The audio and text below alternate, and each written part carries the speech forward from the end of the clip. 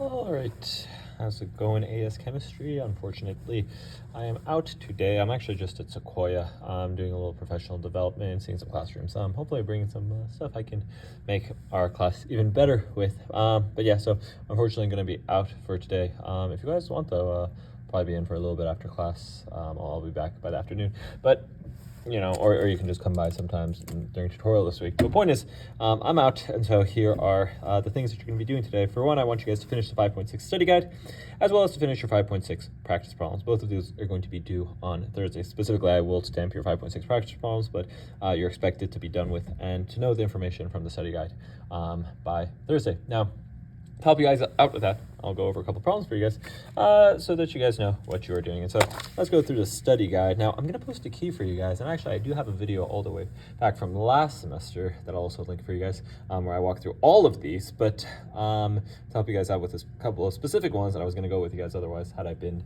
in class today. Let me do this.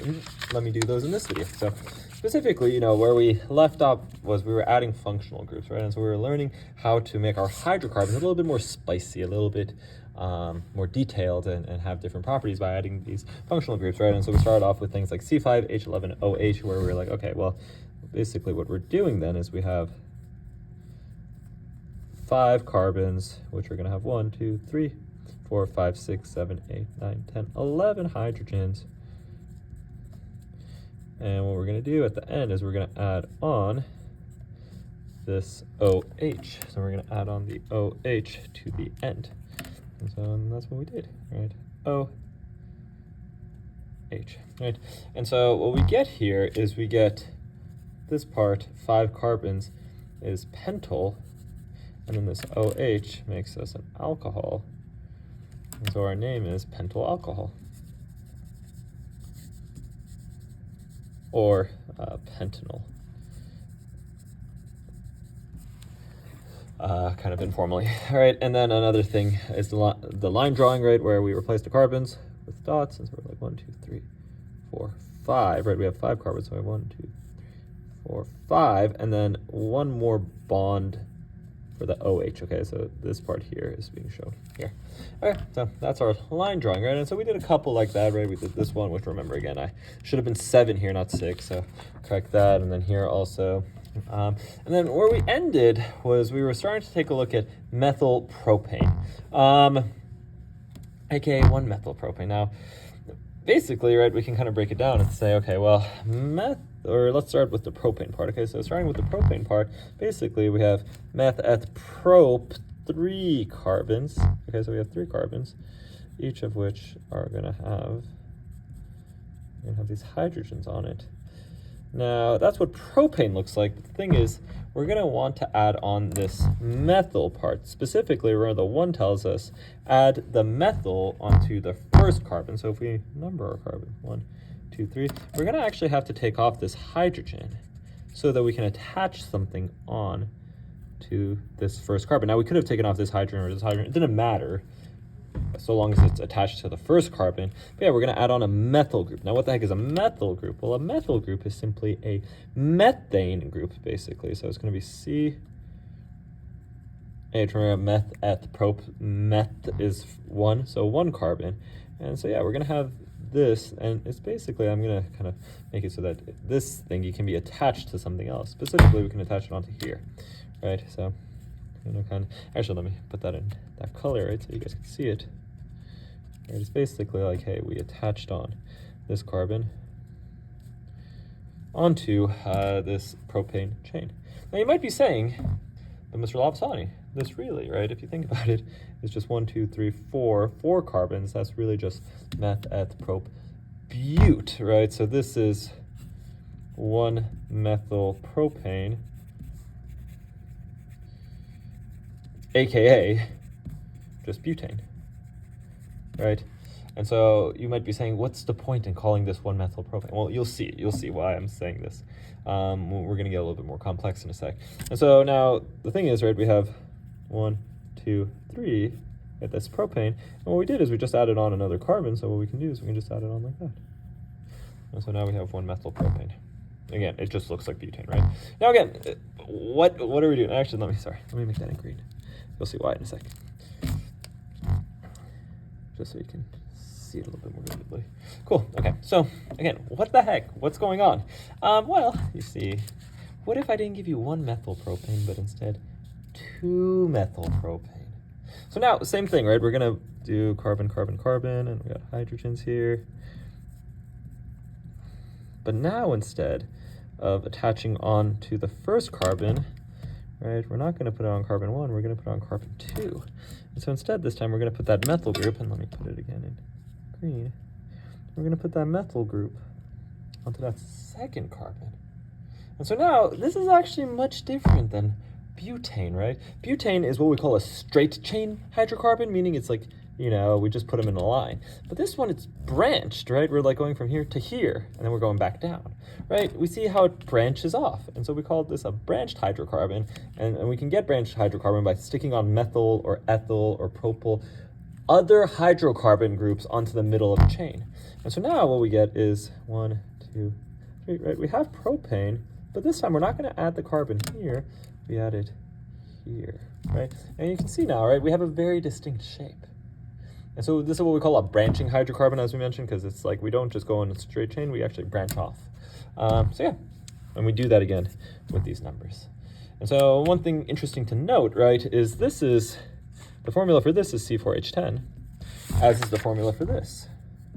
But are they the same molecule? Sorry, as is the formula for this, right? So this is C4H10. This is also C4H10. But we can clearly see that they are very different molecules, right? And so that kind of adds to this complexity, right? Just by looking at this formula, they're both kind of butane-like things, but they are very different in how they look. Cool. Okay, so some complexity, some added complexity here, which is kind of nice. Okay, so let's go on to 2-pentanol, right? And so here, pent, remember, this is 5 carbons. We're going to put 5 carbons.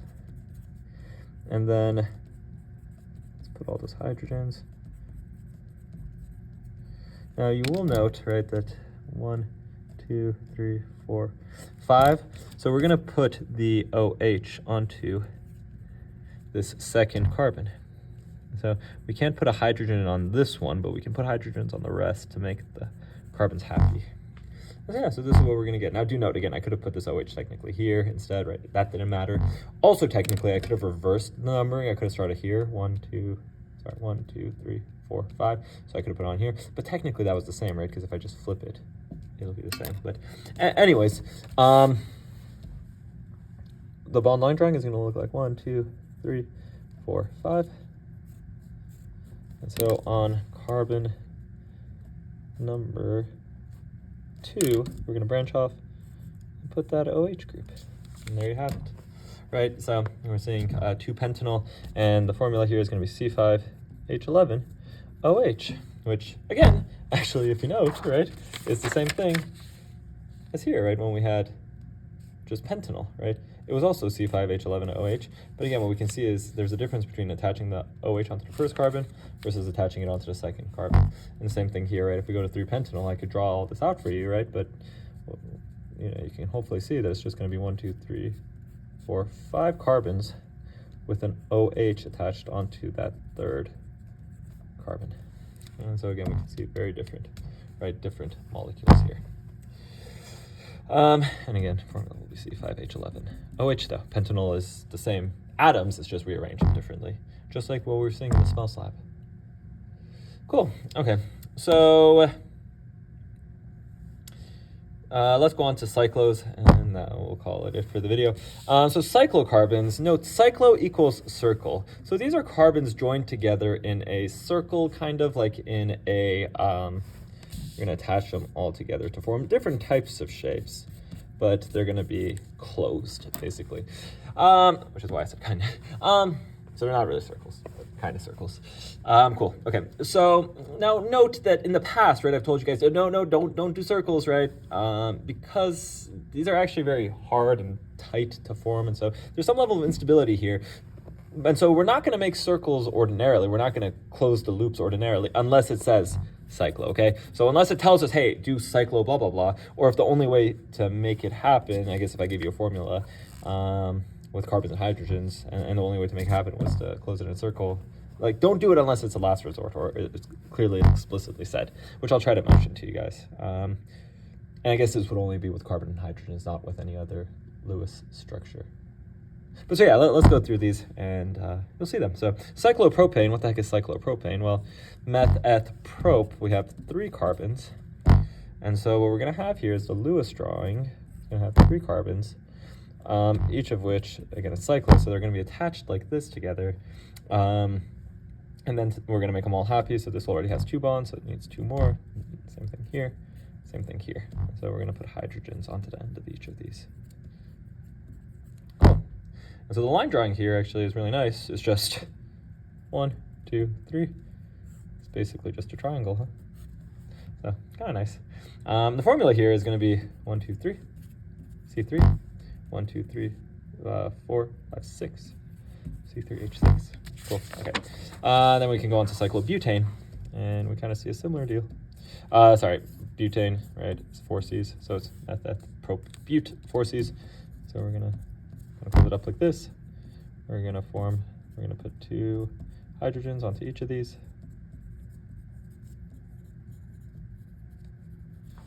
And there you have it. That's cyclobutane.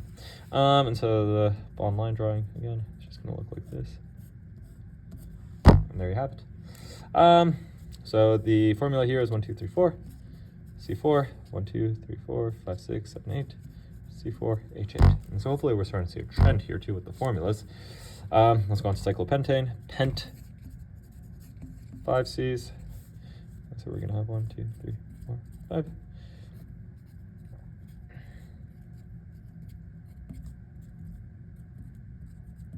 Hydrogens, hydrogens, hydrogens, hydrogen, hydrogen, hydrogen, hydrogen, hydrogen, hydrogen, hydrogen, hydrogen. And so this is what cyclopentane is going to look like. The bond line drawing, again, is just going to be something like this. Noting that basically you're seeing that these are just geometric shapes, right? The formula here is going to be C5, and you can count it up. It's going to be H10. Right? So what we're seeing is that the pattern here is that you're going to double up the number of carbons. So you're going to double up the number of carbons you have to get the number of hydrogens. So if you have 5 carbons, 10 hydrogens, 4 carbons, 8 hydrogens, 3 carbons, 6 hydrogens. Cool. Okay. So cyclohexane is going to be, you can see, 1, 2, 3. And I'm not going to say anything because I don't want to add unnecessary sound.